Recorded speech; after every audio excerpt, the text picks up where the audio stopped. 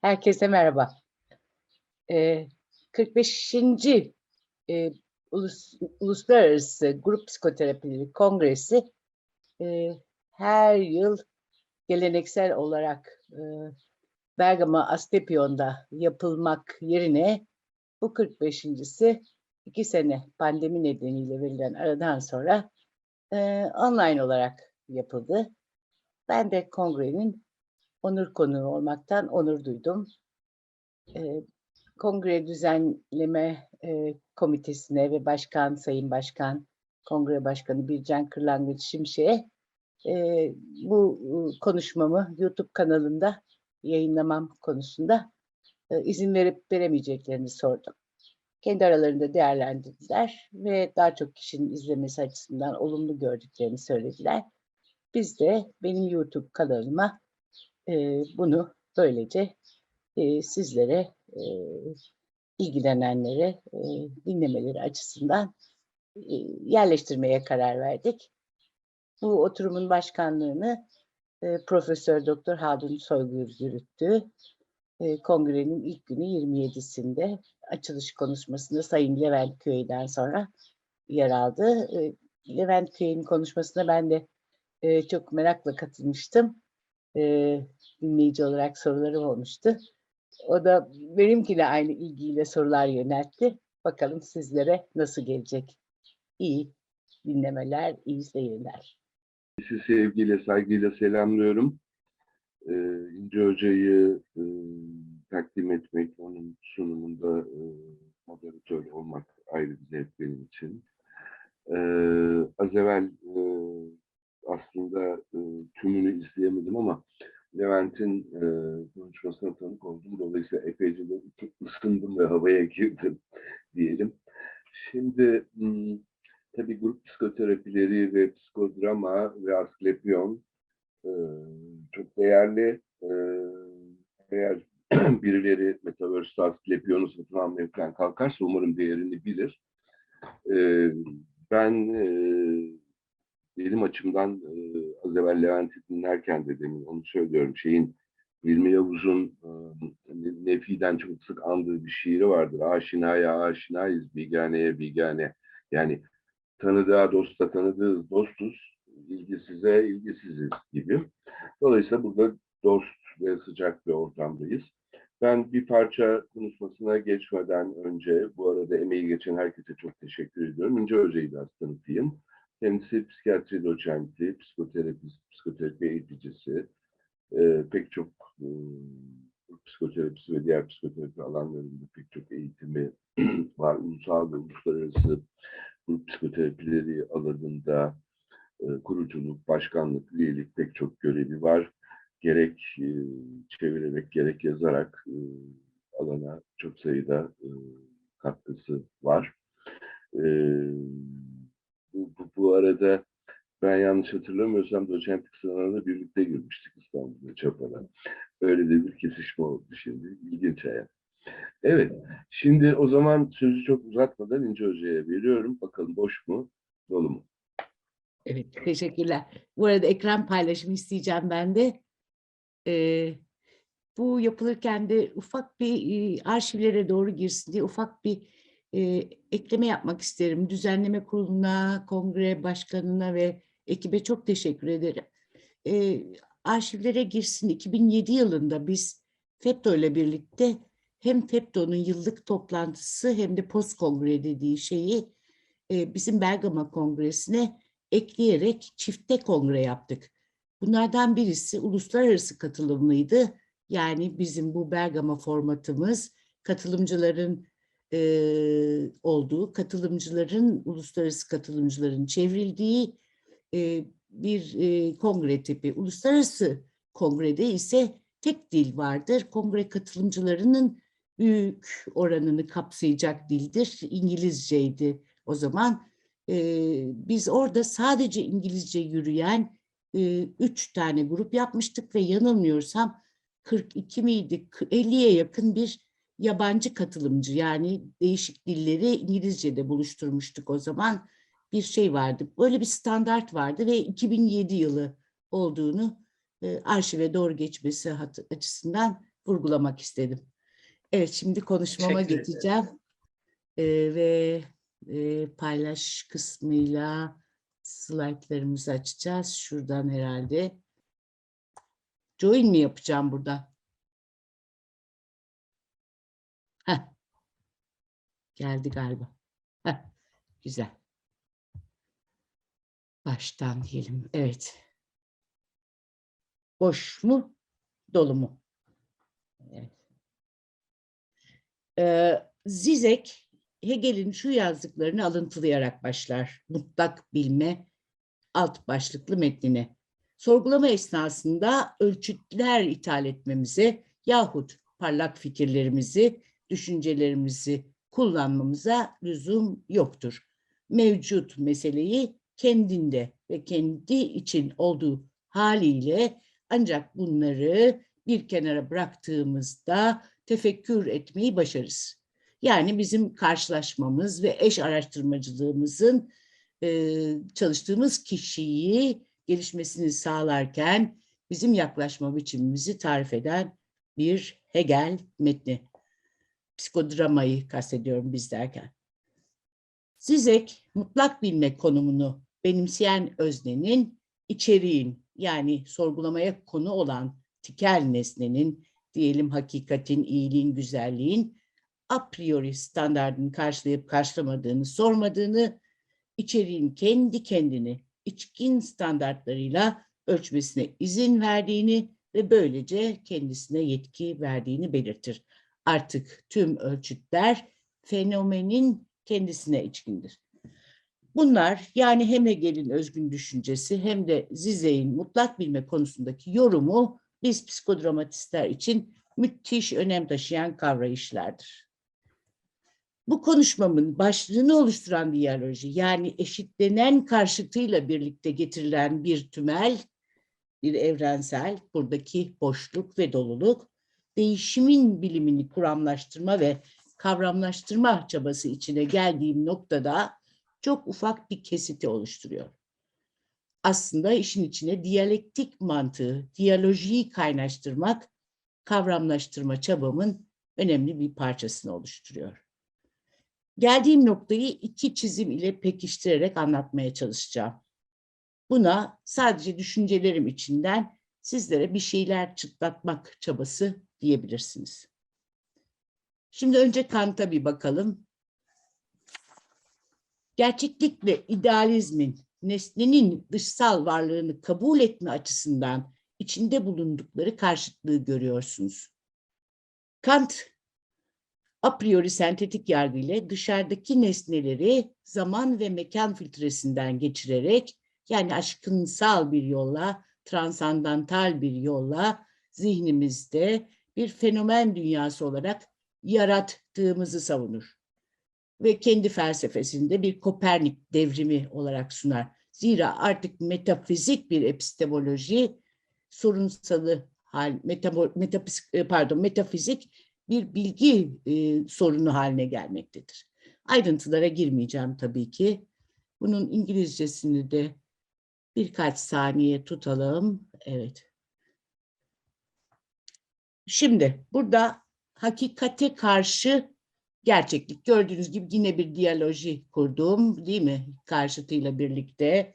Burada bu şekilde gerçeklik ile hakikat kavramlarının kutuplaştığı bir model görüyorsunuz. Kendi modelim. Hakikat terimi, kavramı gerek sıradan insan, gerek filozof terminolojilerinde uzlaşılmış bir tanıma sahip değil. Örneğin demin Sayın Küey bu kavramla pek aşina olmadığını, pek de rahat kullanmayacağı için seçmediğini bize çok açık bir şekilde belirtti. Ben burada Orhan Hançerlioğlu'nun tanımına yaklaşacağım. Yani demin Levent Bey'in aslında içsel gerçeklik dediği şeye bir tür yeni bir ad vermiş oluyoruz. Psikolojiden fenomenolojiye doğru bir bağlantı kavramı olarak. Psikolojiyi değil, fenomenolojiyi tercih etmekle ilgili bir şey. Gerçekliği dışsal, hakikati içsel olarak kabul edelim. Böyle yaparak Moreno'nun psikodrama, hakikati, truth, dramatik yolla araştıran bir bilimdir derken ne kastettiğini de anlayabiliyoruz. Ben bu modelde Moreno'nun sosyometrisini, yani seçim, itim, kayıtsızlık ve yine onun karşılaşma felsefesini, hoş, nahoş, bunlar benim sözcüklerim, yüksüz ve aktarımsal karşılaşmalarını kullanmış oluyorum. Ayrıca psikodramatik roller dünyasını, artı gerçekliği, başka artıları da katmış oluyorum. Ayrıca imge drama yönteminin kurucusu olarak da imgelem ve vizyona da oldukça uygun yerler bulabileceğim bir kavramlaştırma modeli halinde karşınıza sunuyorum. Tabii deminki realite gerçeklik kısmında tabii ki sosyal rollerim, ürünlerim, ben olarak gözlenen eylemlerim ve aynadaki görüntümle öteki insanların aynasındaki bana yansıttıklarıyla oyun mekanı ve artı gerçekliğin somutlaşan kısmı sahneyle ve sinema ve ekranı da katabileceğimiz bir şeyle karşı karşıyayız. Tabii sinema ve ekran kavramla bir kavramı görselleştirmekle, bir evrensel değeri görselleştirmekle bizim çalışmamızdaki içteki imgeleri açan çalışmayla da başka bir karşıtlık türü oluşturuyorlar. Burada varlık dediğimiz cisimleşmiş bedense hem içeride duyumlarla hem dışarıda etkilerle varoluşa doğru yaşayan ve anlamlandıran ve olan, yani devinim ve hareket burada giriyor. Bunun İngilizcesini de çok kısa bir süre tutuyorum. Evet.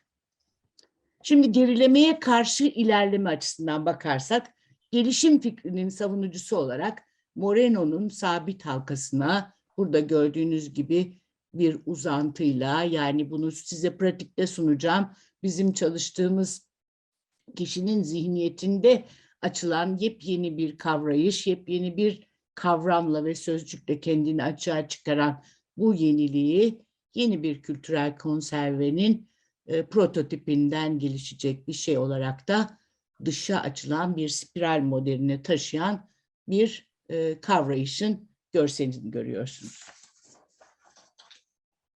Şimdi bütün bunları yapmamın, bu da İngilizcesi bir süre kalsın, bir değeri, bir önemi var mı? Bütün çabalarımız çok büyük önem taşıyor bence. Bildiğiniz gibi biz henüz bir bilim olarak kabul edilen bir alanda değiliz. Moreno kişiliğinin zorluğu dahil pek çok şeyle suçlandı. Bunlardan birisi de iyi bir kuram bırakmadığı şeklindeki iddialardı. Bu iddialardan birisini psikodramanın değişen karakteri sırada ne var başlığıyla Deniz Altınay çevirdi. Altınay özgün metni de kitaba eklemişti. Bu bir David Kipper klasiğiydi. Daha iyi kuramlar aramak, psikodramayı unutup başka yaklaşım ve kuramlar kullanmak, yönteme yeni mantık getirmek gibi özetlediği güncel çabaların içinde David Kipper, Moreno'nun teorisinin bilimsel olarak araştırılamayacağı sonucunu da çıkarıyordu. Bir yandan soul drama gibi mistik, spiritüel, maneviyatçı duruş yollarına açılışlar görülüyordu. Ben de bu maneviyatçı yollarda kendim mesnevi dramayı yaparak, bir şamanla bir atölyeye katılarak arayışlar ve buralardan bağlantı bulabilir miyim duygularını yaşadım. Koni'nin 3'er günlük atölyesine bir kongrede, uluslararası kongrede katıldım ve bu yolların pek de bana uygun olmadığı duygusuyla hayatta en hakiki mürşit ilimdir'e yaslandım. Farkındalıklarla birlikte FEPTO Araştırma Kurulu'nda bir maceram oldu. 5-6 yıldır da oradan da ayrılıp felsefe ve kavramlar yoluna doğru evrildim. Tümelleri tikerler için tikeli öne koymayı hiç bırakmadan izlemekteyim. Varış noktam değişimin bilimini oluşturmak. Yani psikodrama psikoterapisi ana bilim dalı gibi bir şey belki. Amacım buna ulaştığımda tamamlanır gibi. Görür müyüm bilmiyorum ama bu çabaya katkı koyanlardanım. Şimdi bu geniş alanda çok daraltılmış bir etkinlik sunacağım size. Olgulardan, yani kaliteli incelenmiş tikelden kurama ve kavrama, tümele doğru. Burada kavrama ve kurama demek daha doğru. Çünkü kuram biliyorsunuz bize bilimsel açılımı getiren, ancak felsefeyi de hepimizin aslında farkına varmadan üzerinde çalıştığı temel paradigma olarak kaçamayacağımız bir kavrayış, kaçınılmaz bir bizliğin parçası olan bir şey olarak da gördüğümü belirtmiş oluyorum. 3 olgu sunacağım size. Bunlardan birisi Moreno'nun Hitler kılığında Karl olgusu. Moreno'nun özetlediği protokolü özetliyorum. İki Başına Psikodrama adlı kitabımda da yer alan bir Moreno olgusu bu. Moreno, İsa ve Napolyon akıl hastalarına sık yerleşir ama literatürde bildirilen sahte Hitler olgusu bilmiyorum diye başlar. İkinci Dünya Savaşı başlarında rastladığı ve sağlattığı bir olguyu bize anlatır. Bu olgu. Moreno oyun yazar gibi yazmıştır protokolünü. Konuşmalar, doktor, hemşire, adam belirteçleri içinde tiyatro metni olarak yazılmıştır. Moreno doktor ofisindedir. Hemşire kapıyı açıp içeri girer ve bir adamın onu görmek istediğini söyler. Moreno tiyatrodaki seansa gitmek üzere olduğunu, öğrenciler beklediği için kimseyi göremeyeceğini söyler hemşireye. Hemşire adamın gitmediğini, randevulu olduğu konusunda ısrarlı olduğunu söyleyince içeri alır. 40 yaşlarında bir adam. Moreno'ya meydan okur gibi bakar ve "Sen benim kim olduğumu biliyor musun?" der. "Üzgünüm, bilmiyorum" yanıtını alınca kendisinin Adolf Hitler olduğunu söyler. Doktor niye geldiğini sorunca karısının ona daha önce gelip durumu anlattığı anlaşılır. Doktor bir süre önce bir kadının gelip kasap olan kocasının adının Karl olduğunu, ancak kendisini Hitler sandığını anlatmıştır. "Gelip beni görebilir" dendikten sonra adam çıkıp kadın gitmiş, adam çıkıp gelmiştir. Bir süre içinde niye geldiği anlaşılır. Partiyi düzenlemiş, kitabı yazmış, bu kitap için 2 sene hapis yatmış. Diğer adam ortaya çıkıp beyin gücü ve enerjisi dahil her şeyini elinden almış ve her dakika almaktadır. Onu durduramamaktadır. Doktor ona durdurmak için yardım ederse onu 3. Reich'taki tüm doktorların şefi yapacağını söyler. Doktor telefonla hemşireyi arar. Bir süre sonra biri zayıf, biri şişman 2 kişi gelir. Doktor hastaya onları Mr. Göring ve Mr. Goebbels olarak tanıtır. Hepsi birlikte psikodrama tiyatrosuna giderler. Bir grup öğrenci salonda beklemektedir. Açılış seansı psikodramatik tedavinin seyri açısından önem taşımaktadır. Doktor hastanın, Karl, eşinin ona verdiği bazı bilgilere sahiptir. Kadın kısa bir tatilden geldikten sonra evlerinin duvarlarının Hitler'in resimleriyle kaplı olduğunu görmüştür. Eşi durmadan aynanın önünde Hitler'in konuşma, yürüme şeklini taklit etmeye çalışmaktadır. Adam kendi işini, kasaplığı ihmal edip bir sinema salonunda kapıcılığa başlamış, böylece bir üniforma giyebilir olmuştur ve artık evde odasını ayırmıştır. Bu bilgilerle daha önceki Mary olgusundakinden farklı olarak fazla hazırlık yapmadan sahneye geçilir. Doktor hastadan gelen ipuçlarını özenle izlemek zorundadır. Karl öne çıkar ve Alman halkına konuşma yapar. Gerçek Hitler'in kendisi olduğunu, diğerinin sahte olduğunu söyler.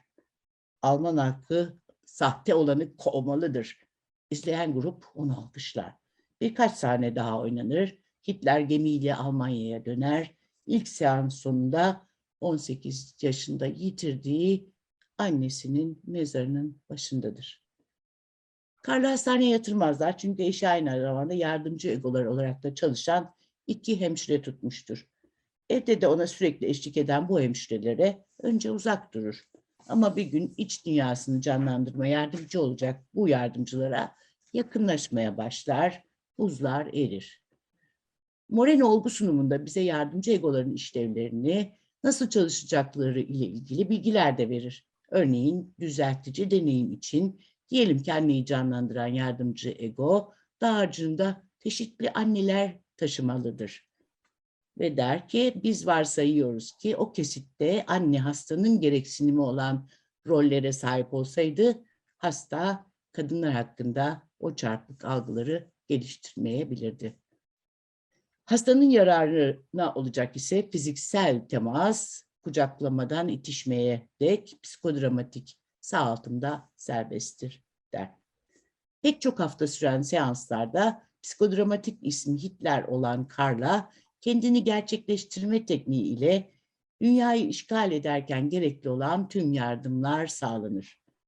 Yardımcılarla birlikte. Moreno bu sahnede olanların daha sonra dünyada gerçekleşenlerle nasıl örtüştüğünü belirtir. Sahnede onu zaman zaman annesiyle gözyaşları içindeyken, falcılardan yanıt ararken, Tanrı'ya dua ederken, zaferini gerçekleştirememe acısı içinde delirme korkusu içindeyken görürler. Düşmanları başarmasına izin vermezse diye korkudan çalkalanmaktadır. Tedaviye başladıktan 3 ay sonra garip bir şey olur. Grup tiyatroda Hitler'in bir sonraki seansı için beklemektedir. Göring gelir ve doktora Hitler'in saç kestirmek istediğini söyler. Bir berber çağrılır. İlk kez kendisine dokunulmasına izin veren hastanın saçı sahnede kesilir. Berber gidecekken Karl gruba ve doktora berbere bakar ve bıyığını gösterip bunu da kes der. Kesim özenle yapılır. Psikodramatik ismi Hitler olan Karl gitti. Neden böyle yaptım der. Aşama aşama yürüyüşü, konuşması değişir. Bir süre sonra kendisine Adolf değil, Karl diye hitap edilmesini ister. Aylar sonra karısını sahnede öper. Göring, Goebbels, Hess dahil son adamına kadar herkesin onunla ölmesini ister. Cenaze töreninde Wagner'in Tanrıların Şafağı çalınmalıdır. Seyircilerin önünde kendini öldürüşünü oynar. Yıllar sonra gerçek Hitler de kendini ve eşini öldürecektir. Moreno bu olgudan ve diğer psikotik hasta deneyimlerinden ki o zamanlar nöroleptiklerin olmadığını da varsayarsak tek tedavi alternatifi duran bu deneyimlerden yola çıkarak eyleme vurma sendromlarının yani tek tedavi derken sadece psikodramayı kat etmedim, konuşma, sahneleme birçok şey belki analiz bunları çok uğraşılan dönemde gruba sosyogram ve rol şemaları ile çalışır. Hitler'in her özel sembol için buna denk düşen bir kolektif sembol vardır. Moreno, Adolf Hitler psikodramasının tüm kültürün psikodramasına, psikososyodramasına dönüştüğünü ve 20. yüzyılın sorunlarına da ayna tuttuğunu belirterek sunumunu bitirir. Moreno'nun dirençlerin ara değere gelmesi, interpolasyonu tekniği adını verdiği tekniğe ben bazen diyalojik ters psikoloji de diyorum. Bu teknik olmanın ötesinde oldukça yararlı bir yaklaşım, bir felsefi duruş. Hakikati başlangıç olarak alıp protagonisti nahoş, kabul edemeyeceği, yüzleşmekte zorlandığı gerçekliğe doğru yaklaştırmanın yolunu arayan bir durum olarak kullanılabilecek temel bir yaklaşım. Diyalektikle de yakından bağlantılı olduğu kanısındayım.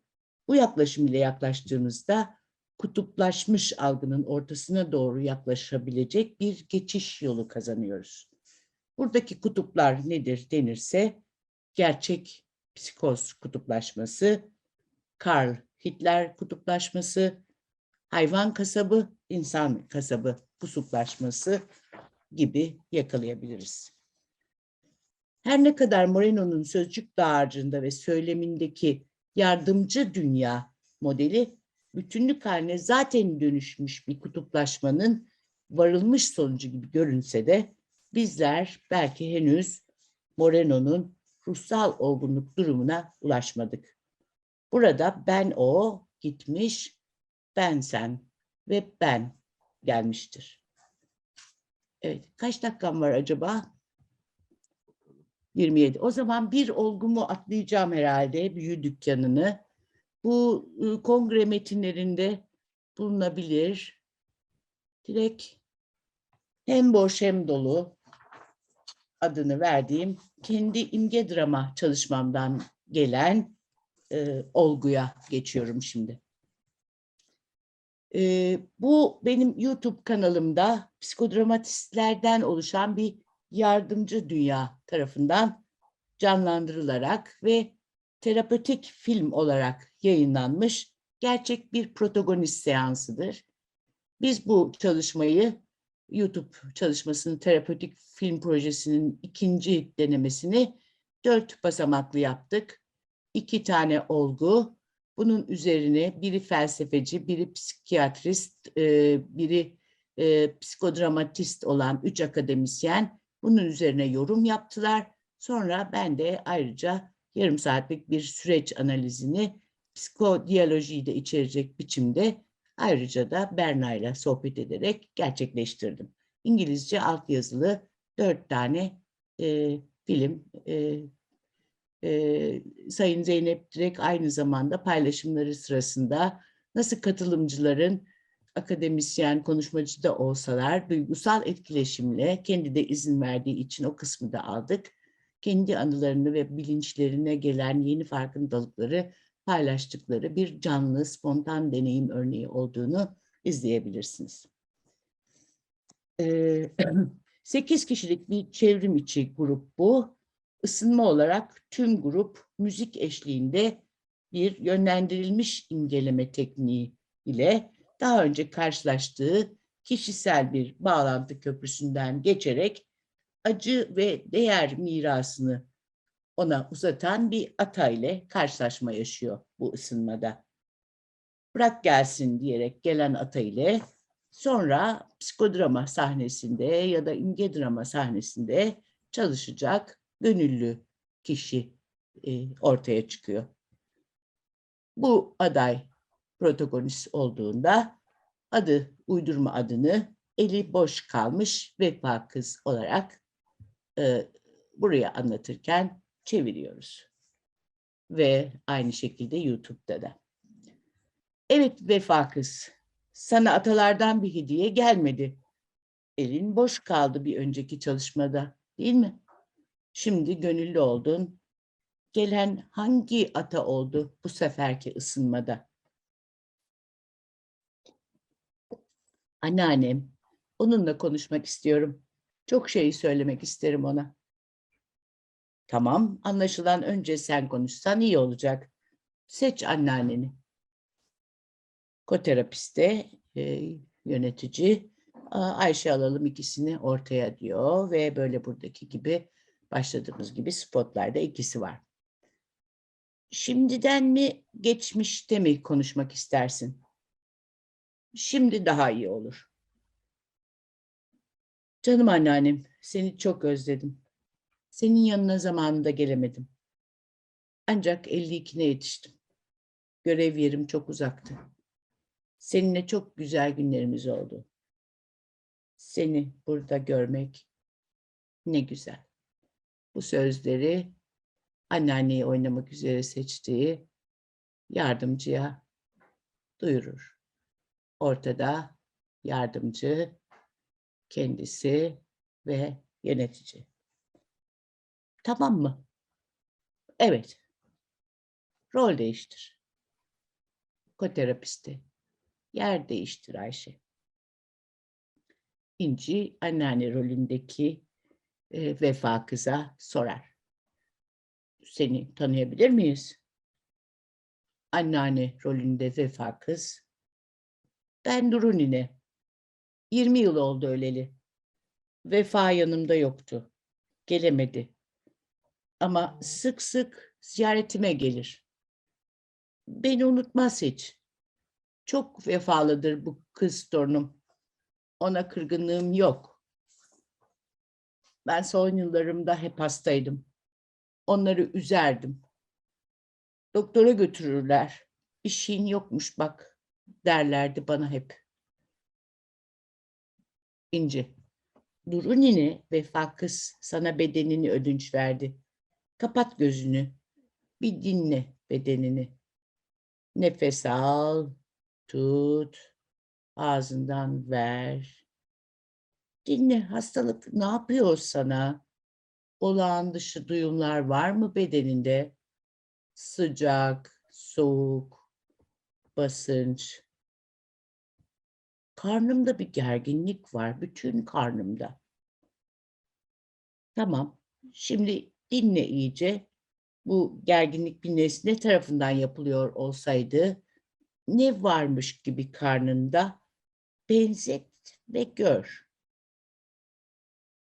Bir küp var, kapaklı bir küp, su dolu bir küp. Çok güzel, suda görünüyor mu? Hayır, görmeden inanma. Şimdi kapak açısına geç, Duru nine. Vefa kız sana bedenini ödünç verdi. Küp kapağı, nasıl bir şeysin sen? Topraktan yapılıyım. Küpü kapatıyorum. İçine at böcek girmesin diye. İçerisi görünüyor mu? Bir bak bakalım. Ne var? Boş. Su yok. Tamam, şimdi küp açısına geç. Küp ol. Merhaba küp. Sen nasıl bir şeysin? Ben Duru ninenin gelin geldiği evdeyim. Orta boy su küpüyüm. Çocukları, torunları hep ben büyüttüm. Buraya Duru ninenin karnına gerginlik, hastalık olarak ne zaman geldin? Ya da ne zaman boşaldın? O zamanın sahnesini gör. Duru nine kocasını kaybettiğinde. O zamandan beri. Derin bir nefes al, tut, ver. Rol değiştir, Duru nine ol.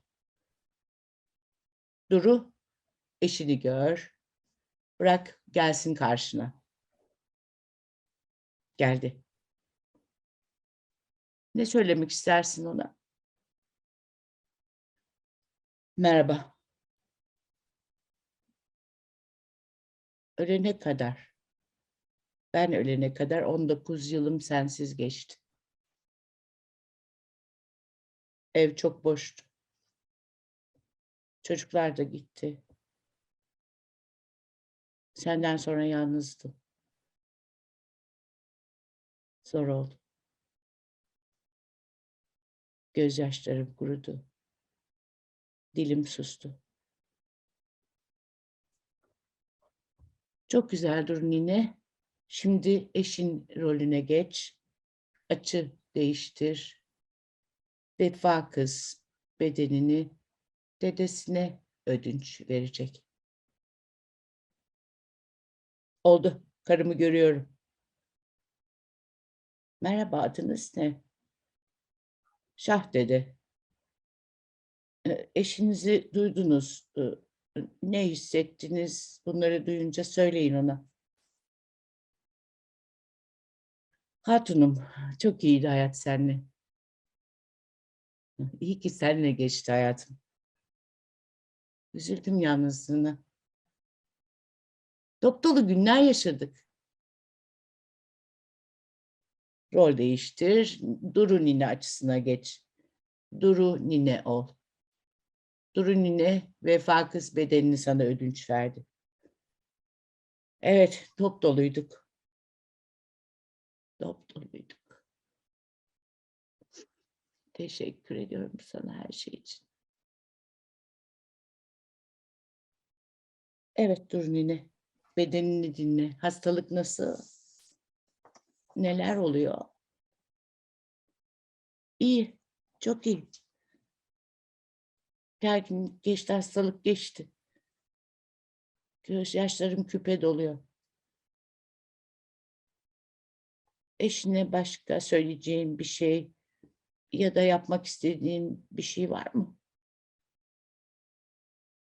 Evet, hep yaptığım gibi sırtını son kez, ilk kez dokunarak sıvazlamak istiyorum. Tamam, dokun ona. Ekran senin engelin değil. Bak, o da elini uzattı. Sırtını döndü. Hoş bir duygu. Evet, çok güzel durun yine. Görmek de çok güzel. Evet, şimdi vefa kız açısına geç. Vefa kız ol. Nineni ve dedeni son halleriyle izle. Aynadansın şimdi. Aynadasın şimdi. Ayna pozisyonundasın. Görüyorsun. Ninen dedenin sırtını sıvazlıyor. Deden karşılık veriyor mu bak. Nasılsın onları izlerken? Kendine bak. Dedem gülüyor, ninem memnun. Hasta değil. Ben de çok iyi hissediyorum, bütünleşmiş gibiyim. Küpü gör şimdi, nasıl? Bak. Gördüm, yarıya kadar dolu. Hayat suyu gibi. Berrak, temiz, serin. Su ol. Evet, ben suyum şimdi. Berrağım, temizim. İnci eşler. Akan gözyaşları kadar şifa vericiyim. Vefa kız. Evet, tam öyleyim der su rolünde. Vefa kendin ol, onlara el salla gönder ve buraya gel. Buradasın, bizimlesin, buradaki bedenindesin. Bu sahne ardından önce Vefa kız konuşur, anıları genişletir, sonra grupta paylaşımlara geçilir. Bir hafta sonraki yansıma ve geri bildirimde bu protagonist şunları anlatır. Vefa kız. Çok etkilendim. Annemle sohbet ettim arada. Hikayelerini daha iyi ve daha derin anladım. Annem hiç bilmediğim bazı şeyleri ilk kez konuştu. Anneannemin meğer bir üvey annesi varmış. Annem ve dedem ayrı ayrı aileler olarak 1912 Balkan Harbi'nde Osmanlı'ya sığınmışlar. Biri 3, biri 5 yaşındaymış. İstanbul'a gelmişler. Aynı mahallenin çocukları olmuşlar. Göç sırasında da çok sıkıntı yaşamışlar. Yerleşip hayat kurarken de çok sıkılmışlar. Anneannemin ailesi altın varmış o zaman, küpte biriktirilirmiş. Onların bir kısmını İstanbul'a getirebilmişler. Küpün bir anlamı da sanırım buydu. İlk ısınmada elimin neden boş olduğunu da biraz anladım ve neden üzüldüğümü. Annem erkeklere iltimas edilen bazı hakları alamadığı için kırgındır biraz ailesine. Benim için çok ama çok anlamlı oldu gördüklerim. Hepsi birbirine bağlandı sanki.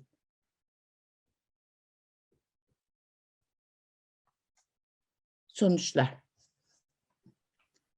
Şimdi burada bu olguları özellikle de kendi olgumu sunarak vurgulamaya çalıştığım kuramlaştırma düzeyleri nelerdir? Kavrama doğru gidersek, pozitivizm, olguculuk, görgül, belirlenimci, neden sonuca dayalı bilimsel duruş bizi yaptıklarımızı kavramlaştırmada ve kavramlarımızı iletmekte bu açılardan dar gelen bir yaklaşım. Fenomenoloji, diyalektik mantık yani diyaloji bize çok geniş imkanlar sunuyor. Örneğin buradaki son çalışmada boşluk ve burada mevcut fenomenlerin biz onları betimledikçe, biz onları onların kendi ağzından dinledikçe ve terapist ve yardımcılar olarak eşledikçe ve onlarla rol değiştirdikçe hem boş hem dolu fenomenine doğru nasıl bütünleştiğini, değişim ve dönüşümler geçerek karşıtı da birlikte kavrayan yeni bir çerçeveye ulaştığını, yani bir tür yeni bir inşa işlemi gerçekleştiğini gördük. Tabii böyle bir olgu başlığımdaki geniş anlamla hoş bir örtüşme de oluşturuyor. Başlığım aslında geniş anlamda karşıtlıkları içeriyor. Bir başka ilke gelen her şeyin iyi, yararlı bir işlevi olduğunu kabul etmekten geçiyor. Yani bir sıkıntı verici bir durum bir işlev içine gelmiştir diyen burada semptomun birincil kazancı dediği Freud'un şeyle çok örtüşen bir durum tanımlamış oluyorum. Kısacası değişimin bilimi güncel bilimin pozitivist felsefesinden başka bir felsefe ve yöntem gerektiriyor. Metodoloji, bilim metodolojisi bu türde kaldığı sürece bizlerin bir film olma ihtimali, bilim olma ihtimalinden çok daha yüksek. Bir oyuncu grubu olarak kaderin sanat alanına, zanaat alanına mahkum kalabiliriz. Bence bu kaderi değiştirecek ve bilimi yeni bir paradigmaya doğru zorlayacak çabalara çok gereksinim var. Dış dünyada mevcut olmayanlarla ilgilenebileceğimiz bir meydan, bir alan, bir oyun alanı ve bir duruş gerekiyor bize. Bu yeni alan ve yeni duruşla test edilebilir, sınanabilir, kuramlara doğru ilerlemek. Demin Levent Köy'ün söylediği gibi hesap vererek bilime, yöntemimizin hesabını vererek ilerlemek mümkündür diye hem inanıyor hem uğraşıyorum. Bu yeni alan, yeni duruşla test edilebilir, sınanabilir kuramlara doğru ilerleyebilmek için psikodrama, sosyometri ve grup yöntemlerimizin eşleme, rol değiştirme, aynalama başta olmak üzere tekniklerimizin ve psikodramanın spontanlık, yaratıcılık, eylem açlığı kuramı, an kuramı, evrenseller, artı gerçeklik, aktör kuramlarının değerini derinden kavramak çok gereklidir diye düşünüyorum. Buradaki özgün tezlerim ve amaçlarım nedir? Diyalojinin önemini vurgulamak, tarihselliğin altını vurgulamak, bütünselliğin önemini vurgulamak, ilişkiselliğin önemini vurgulamak, fenomenolojinin ve betimleyiciliğin önemini vurgulamak, iş ve işlev kuramının ve bunun parçası daha uzantısı olarak rol kuramının önemini vurgulamak, Freud'un deyimiyle birincil kazancın, benim deyimimde belirtinin ikili anlamı, bir sembolün tipik niteliği olarak seçtiğim aynı zamanda ikili anlam ve işlevini yakalamanın önemini vurgulamak. Bu amaçları genişletebilirim ama bugün bunlarla yetineceğim. Halen üzerinde çalışmaya başladığım herhalde psikofenodiyaloji, mantıksızlığın mantığı ismini alıyor olan yeni kitabımda bu noktaları genişleteceğim. Organon, formel mantık, sembolik mantık ve diyalektik mantığı daha önce dokunmadığım duraklar olarak, uğraklar, momentler olarak ziyaret edeceğim. Şimdi sürdürülebilirliğe, bu da kitabın reklamı olsun. Evet.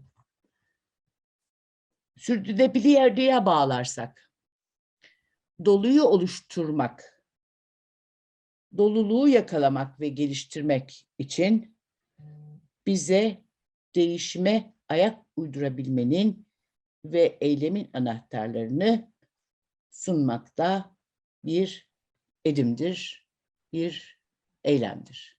Doluluğu oluşturmak. Evet, çok teşekkür ederim. Beni ilgiyle ve sabırla dinlediğinizi görmüyorum ama umarım kopmadan dinlemişsinizdir. Evet. Evet. Şimdi Evet. şimdi sanırım herkes benim gibi soluksuz dinledi diye düşünüyorum. Bu çok özgün, çok yaratıcı, güvenli ve cesur sunumu için çok teşekkür ediyorum Hoca'ya ben. Kendi adıma ben hani bütün sırtıma dokunduğum bütün insanlar ve sırtıma dokunan bütün eller geldi geçti şöyle bir içimden. Çok Evet. teşekkür ederim. Çok yararlanarak ben kendi adıma çok faydalanarak dinledim. Şimdi arkadaşlarımızdan sorular, katkılar varsa onları dinleyelim. Sizden yanıt isteyelim. Evet, Bülent Hoca buyurun. Çok teşekkür ederiz. Ben de İnci'yi aynalayarak o bitirir bitirmez heyecanla atladım. Birkaç noktaya değineceğim. Çok hoş bir sunumdu. Yani psikodramayı özlemişim ben. Psikodrama zamanında yapmıştım. Grup terapileri filan ama şimdi daha çok bireysel terapide psikodrama teknikleri kullanıyorum. Çok özlemişim.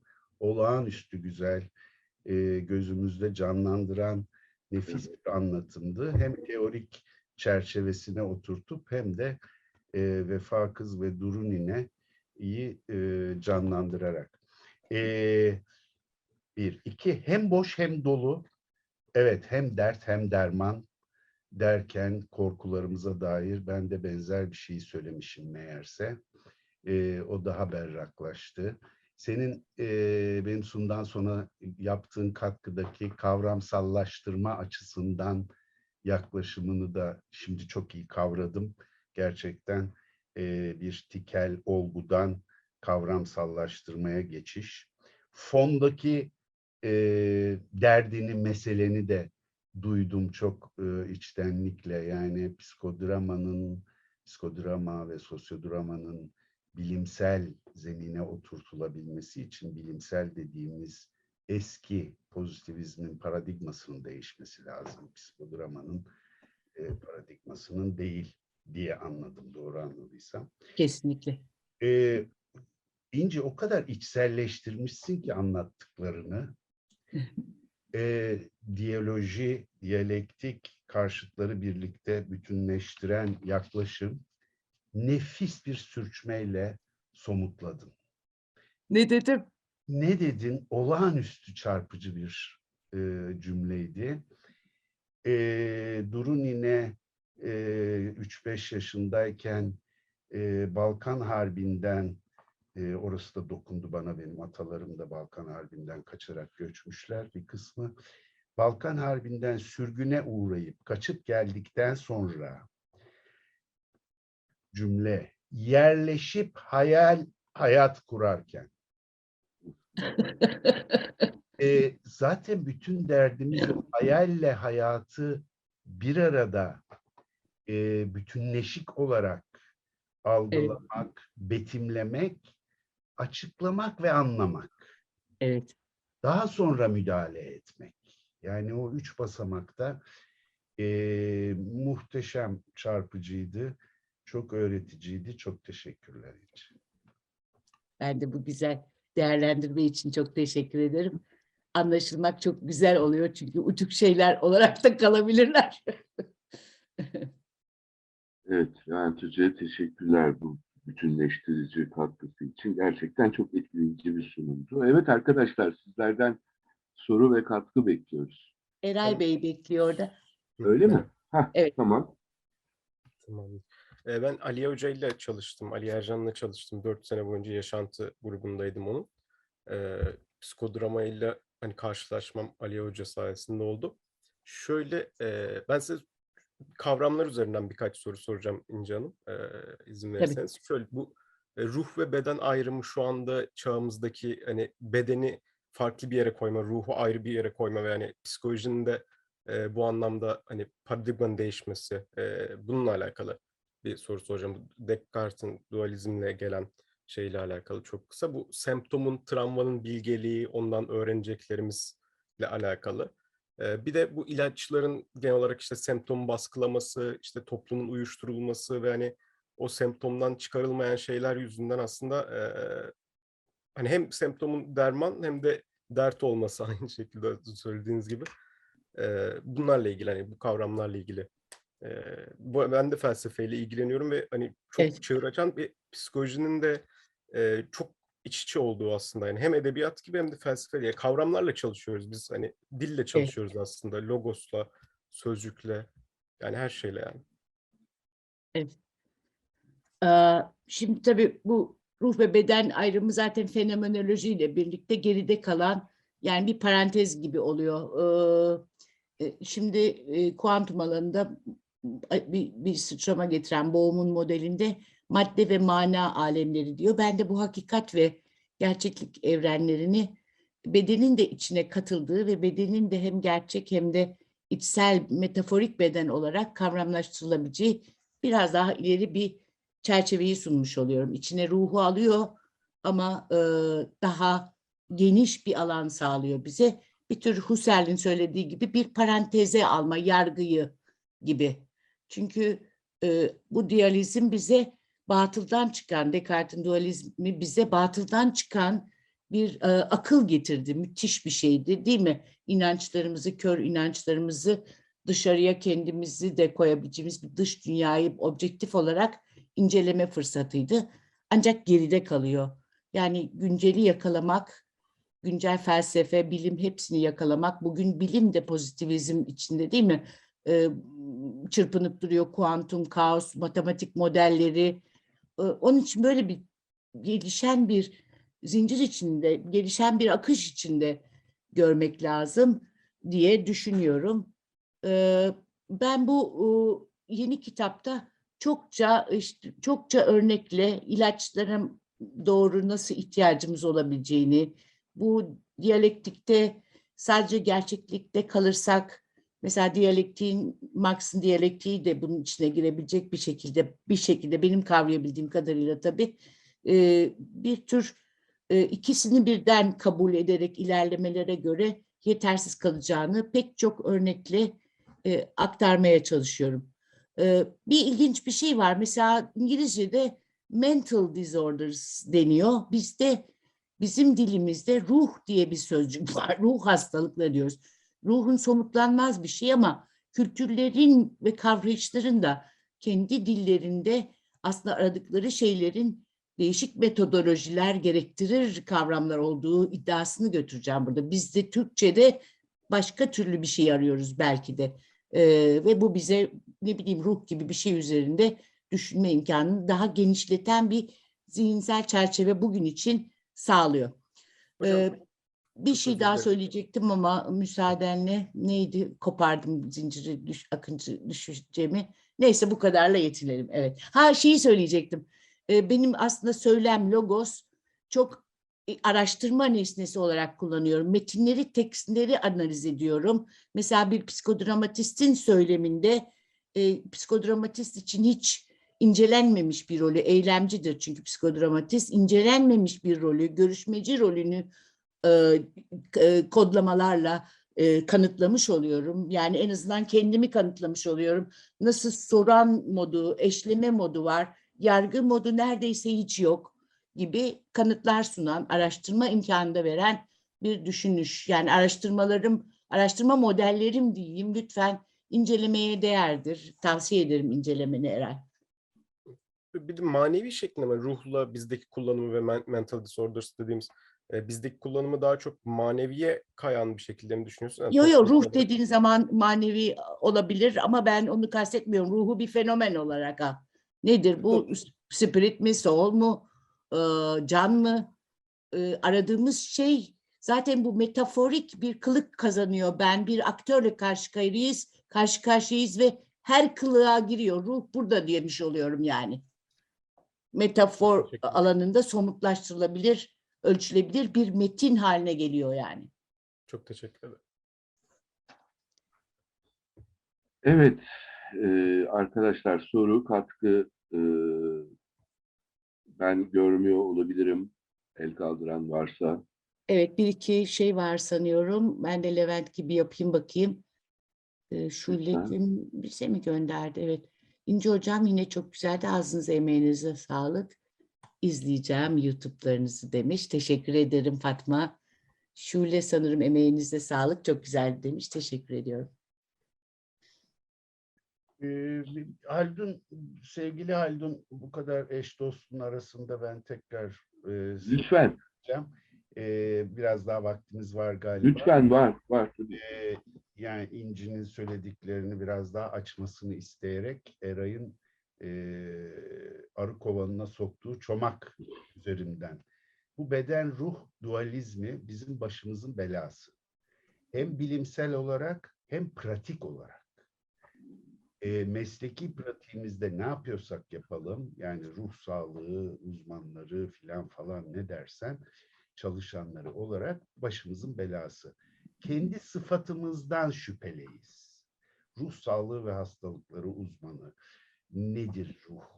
İster istemez beden-ruh ikicilliğinden kurtulabilmemiz lazım. Nöroloji ve psikiyatri arasındaki etkileşimle yakında yayınlanacak bir yazımızda beden ruh aynı şeyin iki yüzü diye Kanadalı ve bir tanesi de Clermont, 3 kişi bir kısa bir opinion paper yazdık. Orada bir paragraf giriş yaptık ve bu belanın nöroloji pratiğini de ne kadar hasar verdiğini gördük. Bu ayrımcılıktan bütünleşmeye doğru bir çaba bütün dünyada var. Bizim meslek gruplarımızda. İnci'nin psikodrama içinde de benzer bir çabası. Aslında bu genel tümel paradigma değişim sürecinin bir parçası olarak dinledim İnci'yi de ben. Çok doğru Levent. Araya girip bir benzetmem de var. Baştan beri hem de paranın yazı ve turası. Bu çok ikna edici bir metafor. Hastalarla çok işe yarıyor. Yani turadaki anlam mesela ben bir ara Türk paralarının arkasında ki göstergeleri okuyarak Atatürk'ün yasının ne zaman bittiğini işaret etmiştim kendimce. Ve bu okuma bir sosyal okuma da olur. Yani bu tura işte bu anlam kısmı ruh dediğimiz şeyle örtüştürülebilir diye söylüyorum. Senin demin alıntı yaptığın kişiyle de ne kadar benzer bir şeyi düşünüyor olduğumuzu düşündüm. Mükemmel ve yazı da tabii pozitivizmin Evet. sembolü, imgesi olarak ele alınabilir gerçekten. Bu göstergeleri okumak pratik içinde, yani klinik pratik içinde aslında beden ve ruhu ayırabilen bir meslektaş görmedim ben daha. Yani mümkün değil zaten, çünkü biz organizma ve sistem olarak biraz bedenim hastalansın, biraz ruhum hastalansın diye hastalanmıyoruz. Sistemin kendisi yapı ve işleyiş olarak bütüncül zaten. Bizim kavramsallaştırmamızda arıza var. Dolayısıyla tamir gerektiren şey bizim paradigmalarımız, zihinsel işleyişlerimiz bu konuları betimlemeye, anlamaya, açıklamaya ve müdahale etmeye çalışırken ki kavramsal araçlarımızda arıza var. Yoksa bırakın beden ruh ayrımını, hiçbirimiz sağlık sisteminin örgütlenişine, kardiyolojik bir hastalığa yakalanayım diye hastalanmıyoruz. Sistemimizde bir arıza ortaya çıkıyor. Ruhsal işleyişler. Ben çok sık bu dertten kurtulmak için ruhsal kesme, zihinsel sözcüğünü kullanıyorum. İnci'nin işaret ettiği mental meselesine. Tabii ki Türkçe'de yerleşmiş, hani yanlış yerleşince meşhur olur filan gibi Galata meşhur lafı var. Yani aslında ruh dediğimiz şey spirit. Ve de alkol. Spirit dükkanları var biliyorsunuz. Yani ama o kökenine dönersek, Asclepion'a da bağlayalım. Yunanca'da psike, psühe şeklinde okunuyor. Grek arkadaşlarınıza yazıp okutun psike sözcüğünü. Psühe diye okurlar. Buna Azra Erhat'ın yorumu da son nefes, can. Muhtemelen kilit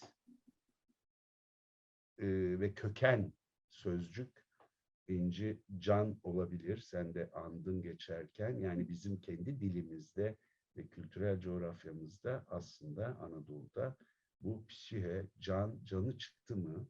Canım çıktı. Can mental ve ruhsal ve zihinsel şeyleri birleştiren bir kavram gibi görünür bana. Çok teşekkür ederim. Bu korsan konuşma. Evet, teşekkürler. Çok teşekkürler. Birkaç şey ekleyebilir miyim? Bir tanesi şu.